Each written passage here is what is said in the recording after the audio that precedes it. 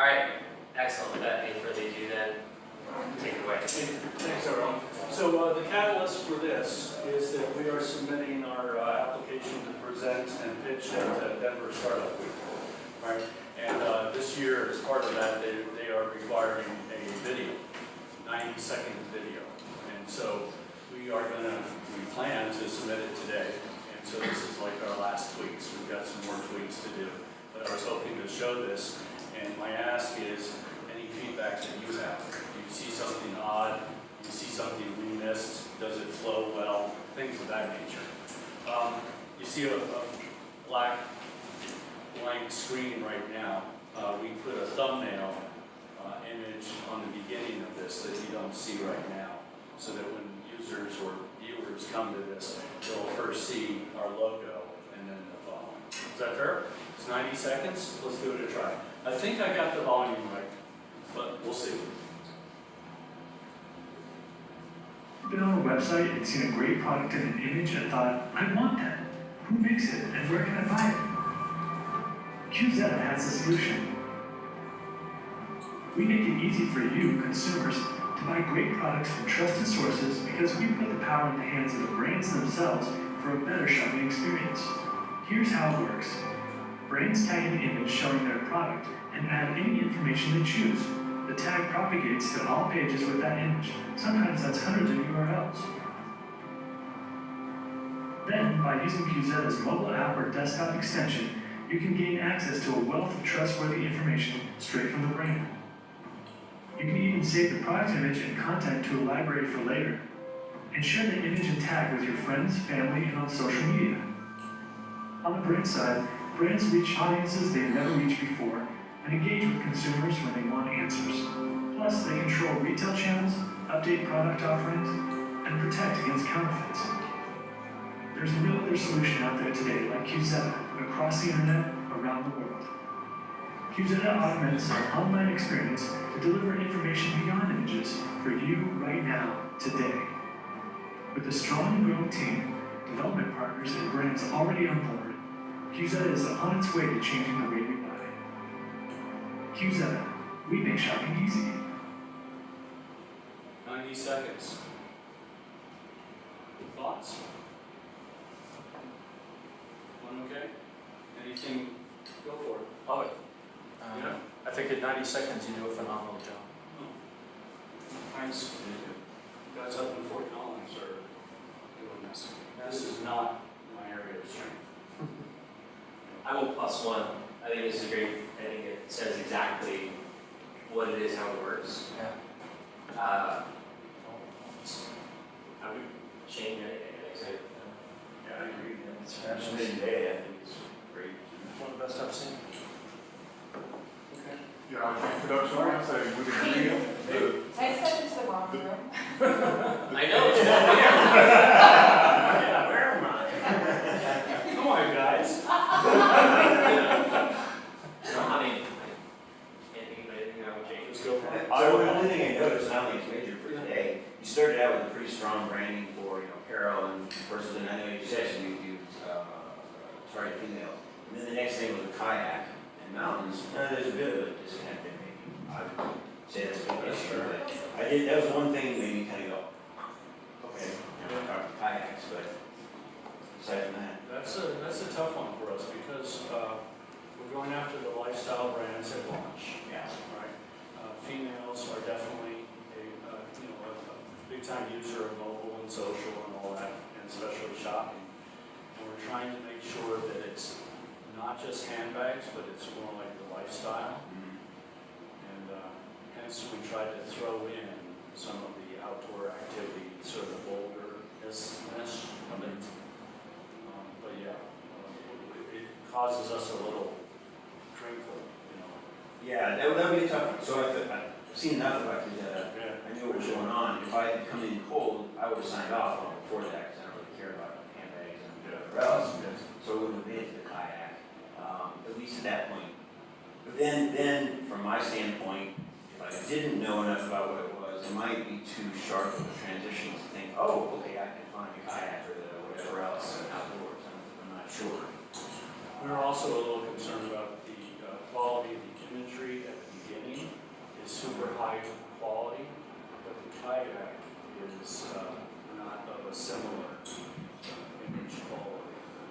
first showed that kayak Uh-huh. on that, when you switched, was there a number, like the numbers that were on the sweater and the jacket? Or shirt? There aren't any numbers on the sweater and the jacket. The numbers There were. is, At the very beginning, yeah. I saw an image of the girl wearing the sweater, and there was numbers that appeared on there that made it clear that you click that number, you find out what that product is, right? Yeah. Okay, what am I saying? If I got this, can I do this right? Solution. It's just Yeah. a cue. Yep. Oh, okay. It's just a cue, Okay. and you can tap that to render the Was there a content. cue on the kayak? In that instance, because that was the brand portal, the tool that the brand uses, Oh, there was, okay. I would put that cue right on my kayak, because you that's, see there? This is for the brand to place its tags. In other words, there could, in this image, ideally, there could be any number of tags. Infinity is ridiculous, but there could be, 3 or 4 tags from different brands. Who's not? Because where do I get that from? it's a national park, so the National Park Service may go ahead and tag. But that would be cool, actually, so you can say, where is that? And you Yes. say, oh, I can't climb that, wow, Yes. okay, it takes. And so in that case, the national park, the link then is reservations, maps, touring and ideas. Just fine. But to his point, I also missed that it was the kayak that was being sold, right? And that switch was not, Too abrupt. which is abrupt. I don't know if you try to put all that in 90 minutes anyway, but, I mean, that's just. Well, I know what QZ is because I've watched your presentation before. If I didn't, I would really be I think it's too much too fast. It's a little awkward that you're targeting a female buyer and you have a male voiceover. No, that's interesting. Yeah. But I'm not saying the videos, the quality's great, it's just, that's a little awkward for Because me. it could be somebody speaking to their audience, Right, but if you're targeting female buyer, a female voiceover would be where I would take it. That's a good A one. lot of sense, yeah. I've shared with some of you that it's kind of fun that I'm now, for my first time ever, an Apple user. There's been Android, or there's been, PC and all that sort of stuff, in part because of the demographics of Apple users and online buying, et cetera, et cetera. Being awesome, What's that? only being That's awesome. what you mean, right? The demographic of Apple users being awesome. It drives me nuts that I can't get an international date format unless I declare I'm living outside the US. Okay. The whole calendar. Let's have fun. With that, let's geek out on this. Love coffee around. Anyway, thanks for that. Appreciate it. All right, thanks everyone. Thanks, Stephen. Good morning. Good morning. So as you get everything connected, if you can talk and plug at the same time, can you tell us a little bit about what's the intent of the presentation, who's the audience, and what would you like from us? Yeah, so the intent of the presentation is to get a more business perspective on what I'm trying to present. I think I want people to be able to understand our business model. We are very technical at our company, both my CTO and I. And I think we sometimes get in trouble for being too technical with our presentations. And our customers don't like that as much, so I'd like to improve that. So who are we? Are we the customer? Are we the investor? Who are we supposed to be watching this presentation? I want to say you guys are the investor, but I don't know if you guys are accredited investors, any of you guys, and I don't think it's So that. don't ask us for money in this room. Okay. And if you've got a slide in here that says hey, we're fundraising, leave that out. Just skip past it. Okay. But otherwise, there are investors in the room, so we can give advice. Cool. Sorry about this, we're having some. I keep seeing flickers, so I think it's. It's definitely going through.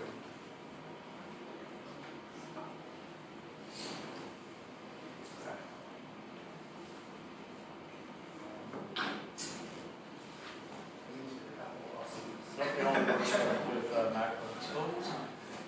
This is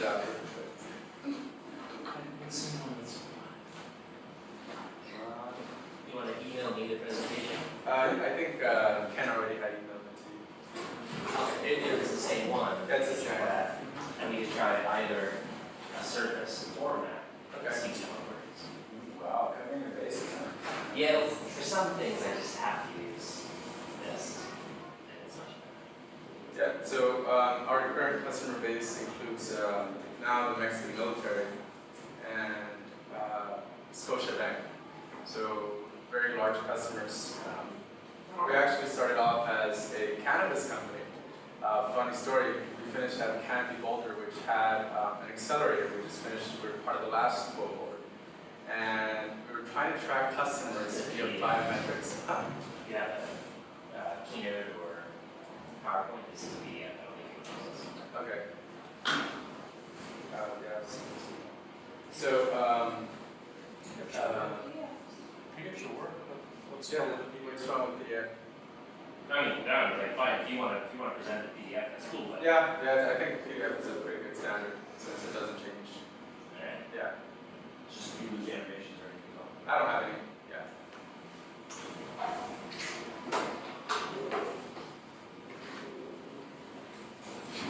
So the company was tracking customers via their biometrics. The reason why we were trying to do that was because there's a recent case of a company called Sweetleaf, basically a $50 million operation, a dispensary that got shut down because they allowed they sold more than an ounce to customers, and Sweetleaf didn't really have a way of tracking customers without infringing on their privacy.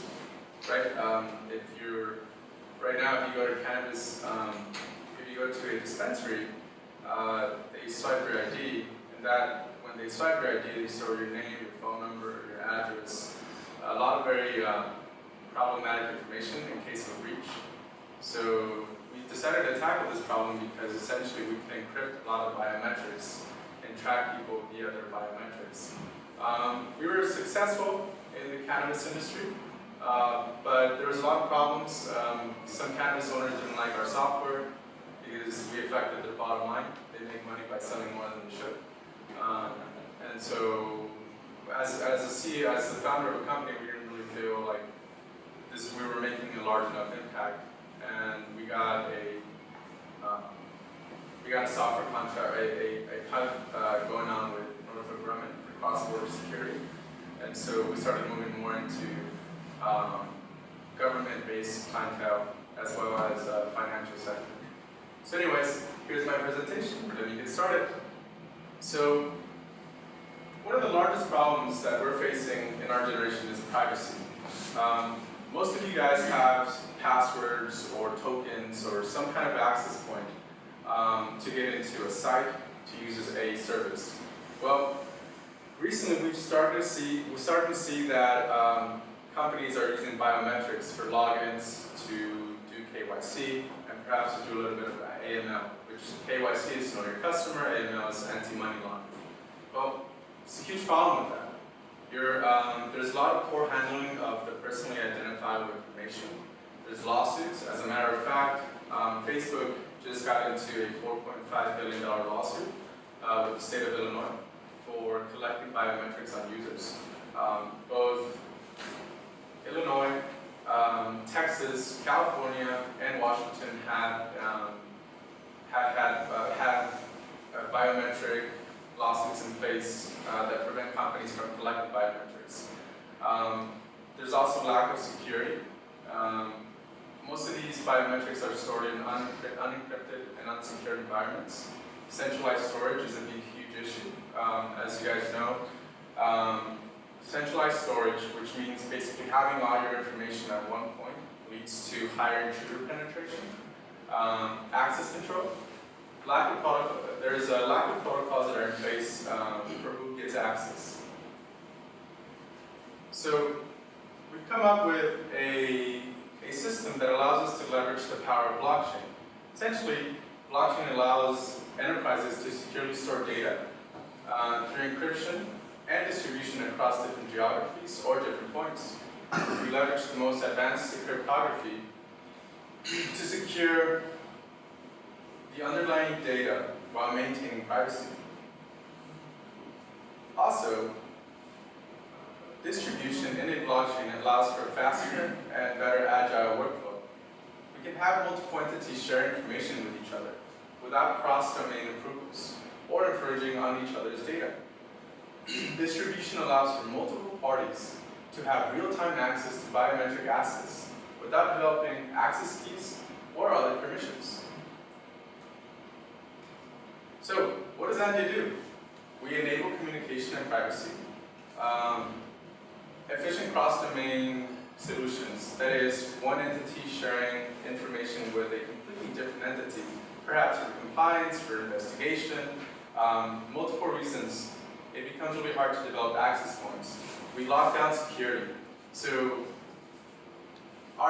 we have a patented hash converter that basically takes your image and it converts it to a hash number, making biometrics anonymous and secure in case of a breach. We also make your institution or your enterprise more compliant and in more control of your data. Through what's called smart contracts, we enable real-time access management to only those that are allowed to have access to biometrics. And we also use an artificial intelligence system. Basically, we have our own proprietary facial recognition matching software. It's nothing advanced or nothing better than what Facebook uses, but we use this to optimize on our hash converters, basically converting your facial data to an anonymous number. So how do we do this? We have a protocol in place which is called proof of identity, which enables secure and distributed biometrics based on the Ethereum blockchain, a private blockchain, meaning that this information is not shared with the rest of the world as most traditional blockchain companies tend to do. Our Ethereum blockchain is a distributed the Ethereum blockchain is a blockchain for distributed computing, and at the core of its technology, it's the ability to write logic into blockchain transactions. We created this protocol to enable enterprises around their biometrics and images through a software solution that is able to convert, like we said, existing biometric assets into unique numbers. So, for enterprises, why is this important? Well, we use the POI, the Proof of Identity Protocol, for storage of current biometrics. We build customizable access control. We leverage cross-domain sharing across multiple parties and other enterprises. And through smart contracts, we build customizable contracts for sharing of data. So how are we looking? So we developed this prototype that basically allows us to track customers purely by their ID. As you can see in this image, we are able to extract around 20 different biometric vectors and only store that face of the user. By doing this, we're able to track customers across different retail points. This application was developed in the cannabis industry, for the cannabis industry. So, who's Andia for? We have three different sectors that we are attacking. Developers. We enable developers to use biometrics within their product without collecting or storing any personally identifiable information. Banking. We allow banks to do cross-reference of KYC across multiple locations without infringing on their customers' personally identifiable information. And finally, intelligence. We enable real-time cross-domain and improve access management via biometric vectors. So here's actually a real use case of our software. We take the existing database, we use our mapping software to extract these biometric vectors, and then we convert those to an encrypted hash number. This allows us, this allows the enterprise to add another layer of security to their existing biometric assets. And the conditions are right for us. Last year, there was $1.4 billion invested in the blockchain space. 10 unique verticals, 10 unique billion-dollar verticals have arise from this blockchain space. We also had a market cap of $50 billion just in biometrics by 2024. And we're expected this market is expected to grow at a rate of 16.5%. Well, adding on to that, the average exit multiple for some of these biometric companies has been a 10.9x just in the last 3 years. So how do we acquire customers? Right now we're offering free pilots. We've engaged with Northrop Grumman, as well as Popcom, which is doing vending machine solutions. We're going after small and medium-sized enterprises to redefine our scalability and security. And finally, within 2 years, we're expanding into new markets outside of intelligence and banking. So this is the master plan. We basically are enabling enterprises that already have existing biometric assets through a cryptography method called zero-knowledge proofs to leverage their biometrics with other merchants. For example, if you want to know whether John is who he says he is, and there's a biometric identifier to John, for example, he submits his ID, you really want to be able to identify, you want to be able to talk to larger institutions and say, hey, is this actually John or is this a fake ID? So our goal is to eventually allow merchants, banking, ticketing, and border security to be able to talk to banks, military, and any other government institution to verify biometrics to particular users. So what do we actually need? Our plan to scale, we need more software engineers. We're actually based out of Mexico City. It keeps our costs by about 75%. As you guys know, blockchain engineers are worth about $10,000 here a month. In Mexico, we pay $2,500 for a very good engineer. We need more business development to stimulate growth. We want to engage with more partnerships to establish industry credibility. And we also need to improve our marketing messages. What have we already done? So we've made our Prove It app, which is what we use for the cannabis space. We started our pilot program with Northrop Grumman. We've submitted a patent. We are working now with Popcom and a company named Simplify, which does compliance for the cannabis space. But adding on to this, and I actually haven't added officially because we're now engaging with the Mexican military, but it's not official yet. So, who's part of the team? My background is in mobile and artificial intelligence. I'm a software engineer. My CTO is full stack and has been doing machine learning for the past 16 years. Bonnie Harmon has actually successfully built cross-border solutions. Ken Chess, I'm sure you guys know Ken, comes here around. He's been doing software licensing for government for the past 25 years at Oracle. We have an IP analyst, Stephen Martin, for our IP portfolio bookkeeping, and then Gaia, who's doing business development. So thank you very much. My name is Angel Diaz, co-founder and CEO of Andia. Just go all the way up. I don't want to show that information.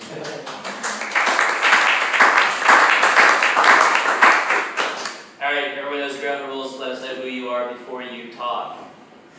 Yes? I'm Mike Carey. I'm a patent attorney and entrepreneur. I think there was a lot of great stuff in there. It seems really cool.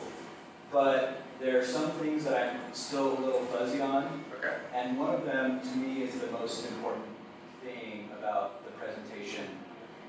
And that's really nailing the problem and why and how your unique secret sauce meets that problem. Okay. So in particular, it seems like there's sort of two things that I kind of picked up on as sort of your secret sauce. One is this hash function, Right. and the other is the blockchain. Right. And although I'm really interested in blockchain, I'm kind of a skeptic, and I think that most people are properly skeptical about why blockchain. Right. And so I would be really happy to if you really nail down hey, this person, if they try to implement something using a traditional database without our hash function, Right. they're going to end up with this disastrous problem. Right.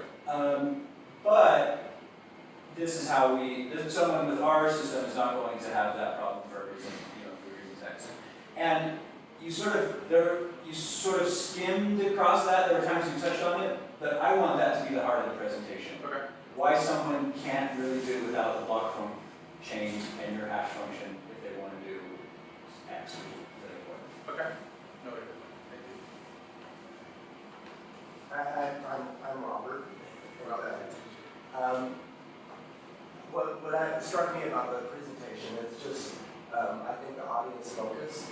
So if there's more as a selling tool, then it has to be more focused on use cases. Right. If it's more of a pitch to get money, it has to focus more on the money. Right. And only just sort of cover the technology to prove that you have, to indicate that you have the technology, but to really spend a lot more time on the business. Okay. And not so much on the technology. Okay. Thank you. Noted. Okay. Rick Brennan, I'm a local entrepreneur, investor, and I spent around 25 years in highly secure environments, banking, DoD, super secure DoD systems. And if you're talking to investors, for the most part, we want to know if you've really got a product. And that's crisp definition of the problem, tightly defined who has the problem. Is it an urgent problem?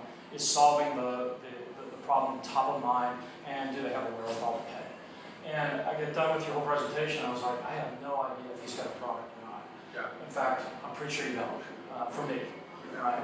So I think you really need to go back and say, investors are going to care about the how, the technology part, only after they're absolutely convinced you have a product. Okay. You spent the whole presentation, or 90% of it, talking about the how, and I'm like, I can solve a dozen problems with this. Which one is he going after? Okay. So I'm Ian, I'm a VC finance and M&A attorney. I want to piggyback what everyone said because I think there are a lot of big points in there. So I think the point here that I want to emphasize is, like again, you're touching on pieces, but you're not really nailing anything. Okay. I think it's really important to be audience specific. No presentation is going to do the same job for the same people. Right. It's probably going to be the same pitch with a couple of different slides swapped out, but it's all going to be a little bit different. But then the biggest one is, I don't know what you're doing, who you're doing it for, and how much they're going to pay you. Yeah. Which, if I'm either a customer or an investor, like those are the three things that I have to understand. Okay. And to Rick's point, this presentation presents like a white paper, right? Okay. This is sort of like an interesting, like, look at all these interesting things we can do. Look at all these interesting industries with these interesting problems. But it's kind of like, okay, great. What does it mean? Right. So what I would recommend now, like that's the sort of what the action item is. I think you guys should spend some time pitching this to someone who doesn't understand. Okay. And let them write a pitch for you. Okay. And I think like that exercise, you need to get out of your own head. Because you guys understand the technology, you understand the problems, you're focused on the aspects of it. You need to present this to someone and get them to say like, hang on, say that again, let me put it in my power. And then they flip around and say, is this what you do? Right. And you need to do that over and over and over until the thing that comes around is, oh yeah, that's what we do. And particularly, like the biggest thing that was really interesting was at the end, you said, why is it important? Like that was 3/4 of the way down my notes. Right. That needs to be the first one. The first one needs to be, let me tell you a story. Okay. Here's a person, Facebook. Here's a person, Lockheed Martin. Right. They have a problem. Let me tell you about that problem. Border Patrol agents trying to then give me a story that orients me on a customer and shows me how this problem impacts them in their daily life in a way that's tied to their bottom line. Right. Okay. And everything else makes sense. Okay. And let me add to Ian's comment. As an investor, what I want to know is, do you have a really important problem? And then how are you going to do market entry? Because you're right at the beginning, right? Right. You've raised $500,000, which isn't much, and this is hard stuff. Right. I want to know that you are really focused, because with the amount of money that you have and you're going to raise, you can't boil the ocean. Right. So within that problem you described, you know, is it a regional focus? Is it a specific problem focus? Is it you know, a specific company focus? That you're going to enter the market and start the revenue flow going. Because that's the biggest challenge for highly technical companies, is they're usually really, really good at the technology and really lousy at focusing and getting the revenue to flow. Right. And then they run out of money and they're gone. Right? So, yeah, if you could take all of the things you're thinking about and say which one's the most attractive, even if you don't do it, you know, show that you can intellectually that you can focus. Okay, noted. This is excellent advice. I actually needed this. Yeah. Dave Becker, venture, keep saying. You want to be a I know, I want to be a venture capitalist. Angel investor, entrepreneur, stock market trader. Anyhow, I would say just from a pragmatic presentation, I echo everything that they said, but just to add to that, you should take that presentation, rip all the words out of it, and put those words on cards in front of you, and then rewrite those words so that the slides become dead simple, right? Just the pictures. Show me pretty pictures. Right. And the notes are in English. Right. Not technical jargon, not zero knowledge proofs. Mm-hmm. If you have to talk about zero knowledge proofs, define it up front. Take the time to define it up front and then use it going forward. Okay. But don't just assume that people will understand that. Right. That's wrong audience, right? Right. Wrong audience. And that's what it said before too. Yeah, and just keep images in there. And I want to interrupt. Really important, the zero knowledge proof thing.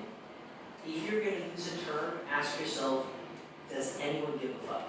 Right. Is it an important term, right? Like, is this term that's integral to the business? So, like, in this pitch, The zero class proof. yeah, like, yes, like zero knowledge proof. Like, is anyone going to buy my product because it has that, or not buy my product because it doesn't? Now, the word distributed, well, maybe that's a key word, because that's kind of a fundamental thing. But like, really? Does anyone care? Maybe not. And if the answer is no, like, take it out. This is investor pitch, so keep the blockchain in there. Yeah. That'll double your take right there. One of my favorite venture capitalists at one point said, if you're pitching to me, pretend you're pitching to your mother. If your mother cares, I'll care. Right. If your mother doesn't care, I probably won't. Okay. I'm Kelly, and I am the executive director of the Mind Oasis, and we offer online meditation. And so I oftentimes in this audience am like the lowest common denominator because I operate in a different sphere. Right. And I actually, when you said biometric data, I had to really think about what that was. So like I'm kind of echoing. Right. Now your investor will probably know, but what if he's an old dude? Or what if he's... What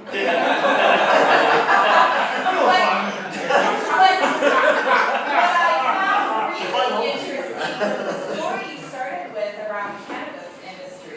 And then it really piqued my interest around, okay, so that's one interesting sector, but then how are you using this with the military? And so just to echo, lowest common denominator, those two stories, and then think about like what I would understand. Right. Oh, we need to have secure data. Like that's a pretty simple thing to understand. So that was your ask too. Like I speak law, do you understand? I didn't understand anything. Right. Susie? Susie, Interstate Distributor. Piggybacking off of you, biometric data to me means something different than it means to you in this pitch. I was hoping it would be like heart rate, and blood pressure, and blood sugar, and the stuff that I'm interested in, which it can mean, but just define your terms like they said. And to kind of maybe state in a different way some of the feedback. the things that you described specifically were related to the technology. The things that were kind of non-specific and nebulous were the things that were around the business and perhaps what the audience is going to be looking for the specifics of. So if you can kind of flip-flop it, talk about the technology in vague terms. Right. You know, just be like, it's the blockchain, and people that know blockchain will get it, and then give enough information for people just to understand the concept of blockchain. Right. If you're saying to an audience where they're not going to know, and then get into and don't waste time on the terminology and specifics there, and then just get more into the business specifics. And then the last comment, I didn't see anything about your competition. Right. Who else is doing what you're doing? Okay. My name is Paula, and I'm a little bit intrigued by your pitch, but it is a little bit vague for me. But I just wanted to echo, I don't know what you're doing with Northrop Grumman, but I spent 15 years at Boulder Aerospace, and so we obviously have to have secure access to our computer systems and things like that. And over time, we saw lots of increases in hacking, and every time there's like a hacking episode, you know, nationally, I don't know the details of it at all, but there was more security put on there, and me as an engineer, it made my life more difficult. It just went slower and slower and slower. So I feel a little bit of pain from an employee point of view who is subject to systems that slow everything down and keep me from getting my work done. And I would think that companies could feel some pain in their bottom line from low productivity associated with that. So I see that there might be some opportunity, but it wasn't quite clear. Maybe you could continue to explore those more. Okay. Hi, Dirk Norton, software engineer. So I like the technical stuff, but I know you're not trying to focus on that. So I struggle with the same thing. I'm also very interested in identity. So I think really what you're selling here is a way to make it easy for people to identify themselves to customers or military or whoever, and also protect the information that they use to identify themselves. Is that correct? That's correct. Yeah, so if you can keep it at that level, I didn't mention blockchain, I didn't mention biometrics, none of that. Right. Yeah, that was cool. Yeah, but if you can do that, then they can, I think most people can see the benefits to their entire journey and passwords. Right.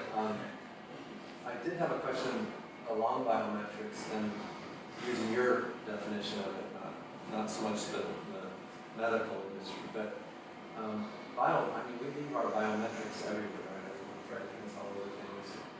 My face, there's pictures of me everywhere. What's your thought on how is that actually secure? How is that a secure way to identify yourself? Because that would be my question. So, are you asking how can? Okay, I see what you're asking. So one of the problems, like for example, that we've seen is, so I used to live in Mexico City, and to every single building I had to get in, I had to use my thumbprint, right? That's an issue for me because if there's a breach in that data, that thumbprint's connected to my name, my phone number, and my address in Mexico, which basically they have a well-rounded portfolio of who I am, possibly with my So it's being used as your identifier, Exactly. not just for authentication. Right. Yeah. It's also as my identifier. Got it.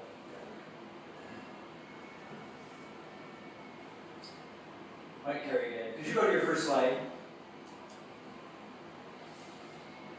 I just wanted to kind of like make a little more specific something. So this is way too much in terms of like the scope of the problem. These are tons of issues here, and people have kind of mentioned, hey, you know, it might seem a little vague, what's the soft problem you're solving? And I just wanted to kind of like make it more specific. Like here you've got 6 things, and I want one thing. Right.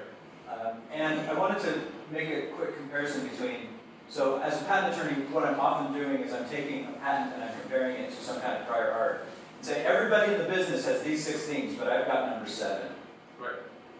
And that number 7, when it comes to patenting something, you know, is the real money maker, right? Right. And so I kind of want to know what's the element that you've got that no one else has. And so it's kind of like comparing, the problem that you want to hone in on is also related to the things that your competitors can't do. Right. So it's actually zero knowledge proofs, but.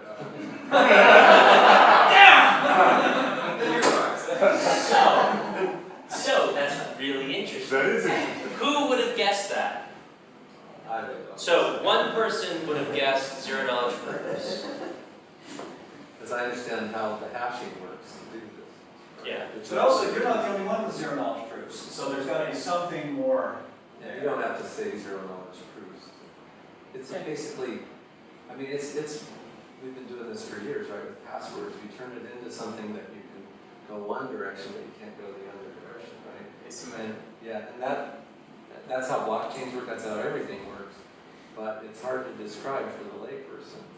But if you can come up with a way, which would be great. Yeah, that's the challenge. It doesn't have to be their fingerprint, it could be their password, any information about them. You can turn it into what looks like random garbage. And from that random garbage, it's impossible to go back the other way and figure out what thing that's referring to. Now, if you come up with a simple way to state that everybody can understand, then that's great. But if you can't, I'm I run not into the same problem. I'm not sure you need to. Yeah. Right? So when I look at this, I'm like, bullshit, that's not the problem. Yes. Right? What is the real problem? You started to get at it. You said, well, when I go around and put my fingerprint, if any one of those places gets hacked, I'm screwed.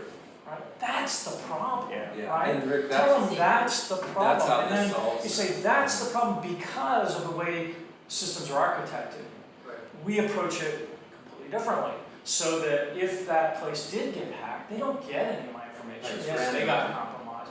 But if you can talk like that at the beginning, then people start going, yeah, that is a problem. Okay. Oh, and you do it this way and that solves it. Why? Oh, okay. Right. And it doesn't matter if you're unique. I mean, no offense to patent attorneys. There are a zillion people out there with similar ideas, and 1 in 1,000 actually executes. So as an investor, I don't care if you're unique. I don't care if you have a patent. I care if you have a track record of being able to execute. And if I believe that you and your team can actually go after this problem, focus on it, and get to it. If you happen to have a patent and there's protection, all the better. But lots and lots of companies have patents and never succeed. Right. Right? People that execute and don't have patents almost always succeed. So that's what I'm looking for. Okay. And this has been a really interesting exchange for, I think, a couple reasons. So what I've taken away from this is, so if zero knowledge proofs are your secret sauce, I still am not entirely certain that's correct, because again, lots of people have zero knowledge proofs, like, I get the concept, by the way, like I understand hashing and how it works. But the important part is not that you do it, the important part is, again, what it means to the person who's putting their thumb on the thing. But that doesn't even matter. Right. Because that person is not your customer. Right. And this is the really critical part. You've got a big problem here, you've got customers here, but right now the two are separate. There's no overlap. It's not problem for a customer like this. Poor handling of PII. No executive at any company woke up and said, shit, we have poor handling of PII. No one said, shit, we have a lack of security. Right. They might say, we got hacked and our data was exposed and we took a stock dive because of it. That's a problem. And that comes to lawsuits. Lawsuits are a problem. Like that's a valid one. Access control. No one woke up in the morning and said, shit, our access control is terrible. Right. The consequences of bad access control. Okay, no, there you go. But like you need, like this is all abstract. You need to condense this stuff down. Like again, access keys. Who gives a fuck? Right.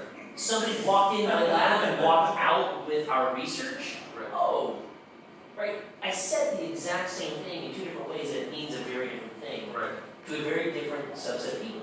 Now, every example I just gave, who was the customer in that? Was any one of the customers the person who put their finger on the thumbprint? No, not a single one. And that's a problem for you. Right. And you need, and that's, so as an investor, that's what I want to see, right? I don't want to see like the Facebook like success story has, I think, ruined a lot of entrepreneurs' thinking because people forgot that Facebook is not solving problems for users. The users are the product. It's solving problems for advertisers, and it has to solve some user problems along the way to get there. But like the business model is not, yay, we have users, therefore we have money. It's like, nah, that's not what's happening. Right. So you can't forget that your user, the person who's putting their thumbprint on the scanner, is not your customer. Right. So you need to be talking about Lockheed Martin's problem. Right. You need to be talking about the military's problem. Who's going to be paying you? And their problem is, again, not feeling secure about whether or not their data, wait, it's not their data, it's being shared. Like there's a disconnect there. Right. And like, that's, I think, the biggest thing. Like, throw everything else aside. Throw the fact that this is a little bit overly technical. Right. Take everything off the table, and you're still left with the fundamental disconnect of the people whose problem we're solving are not the people who are going to pay us to solve it. Right. How do we bring these two people together? How do we find one person that this does? Evan Johnson, entrepreneur in the area. Let me just add on to this, and if you could also let at least me know, are you developing new technology, or are you just bringing existing technology into a new place? You're using new technology to solve a problem. I think it's the latter. Yeah. It's a new use of existing technology, application, right? I love the problem. I mean, we were talking about building a problem statement. Right. What is the problem? Who has it? And so on. Your thumbprint example is ideal, and really it boils down to when I scan my thumbprint, the door has to decide whether to open or not. Right. It doesn't need to know who I am. Right. It doesn't need to know anything about me except, am I on the list? Right. Is this thumbprint on the list? The thumbprint on the list, not me. The thumbprint, right. And you can throw away any association with me and all of the biometric data that you have on me and my address and phone number. Just throw that all away and open the door or don't open it. Okay. And it's whether the hash is on the list, not even the thumbprint. Yes. That's the cool part. Yeah. And then you can say, that alleviates, or that gets me out from under a lot of liability. If I get breached, the security of the data is not important. Right. I mean, we don't even care if it's secure or not. Right.